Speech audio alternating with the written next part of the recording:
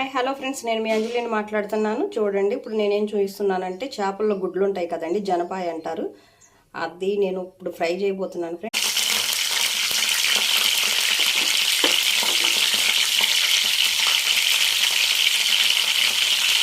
ఒక చిన్న సైజు ఉల్లిపాయ కోసుకున్నాను ఫ్రెండ్స్. చూస్తున్నారు కదండి, మిర్చిను ఉల్లిపాయ ముక్కలు 2 స్పూన్లు వచ్చేసి అల్లం వెల్లుల్లి పేస్ట్ వేసాను.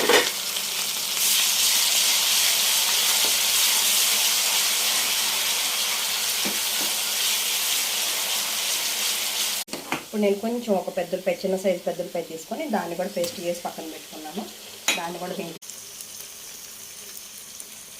మంచి స్మెల్ వస్తుందండి. దీంట్లో వేసుకుందాం ధనియాల పౌడరు,